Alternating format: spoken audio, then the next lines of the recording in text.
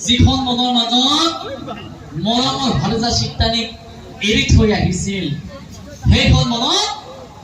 দুখলবীৰ পুনৰ প্ৰৱেশ কৰিলা আৰু চাও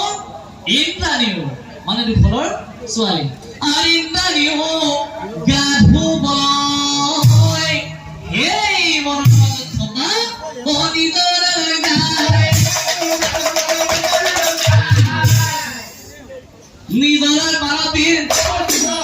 নিজালার পারাপীর আরে কোন হেরো হেজুরি সুন্দরী ও গাধু আসে নাই ও দুফালে দেখি না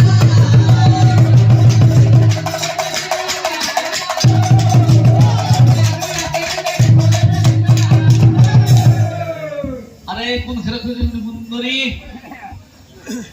ইমান ধুনীয়া লাগিছে ভাবে দুপৰ পিনে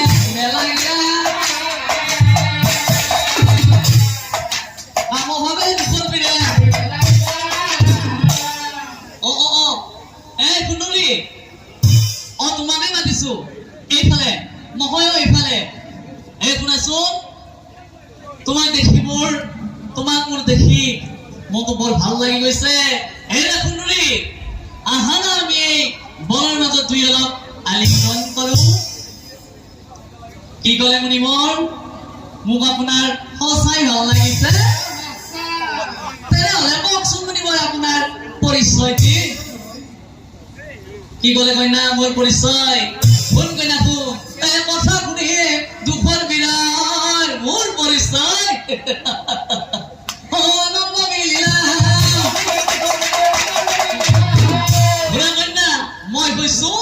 হস্তিনাপুরের রাজকুমার নিজের পরিচয় বিনে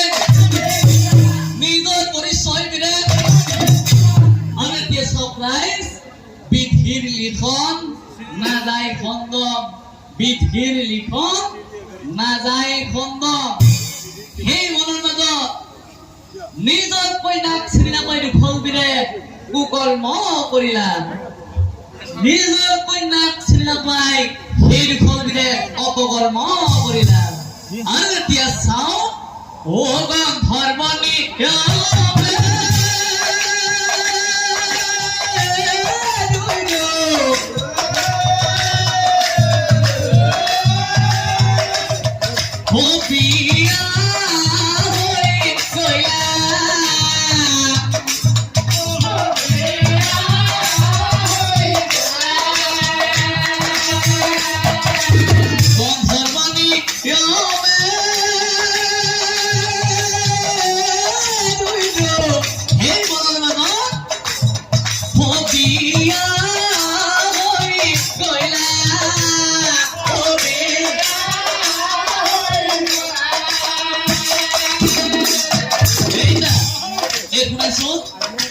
আমার যেহেতু গন্ধর্ব নিয়মে বিয়া হইব লাগবে এখন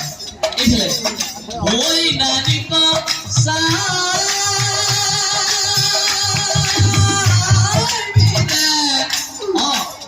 এইফালে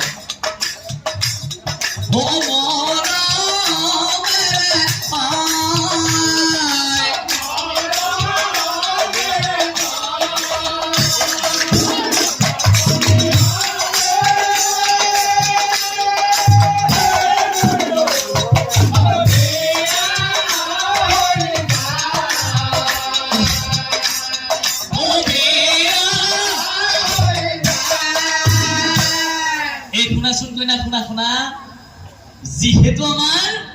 দুইরে গন্ধর্ব নিয়মে এই বনের মাজত বিয়া হয়ে গল তোমার ঘরতো গম নাপায় মোর ঘরতো গম নাপায়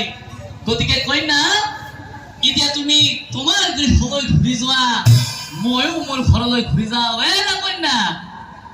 অহাকালি দৰা সাজি আহিম মই তোমাৰ গৃহলৈ সেইদিনাখনি লৈ যাম তোমাক মোৰ ঘৰলৈ তাৰ পাছত দুখলবীৰ হেৰা কন্যা এতিয়া তুমি তোমাৰ গৃহলৈ ঘূৰি যোৱা ময়ো মোৰ ঘৰলৈ ঘূৰি যাওঁ কথা শুনি দুখলবীৰ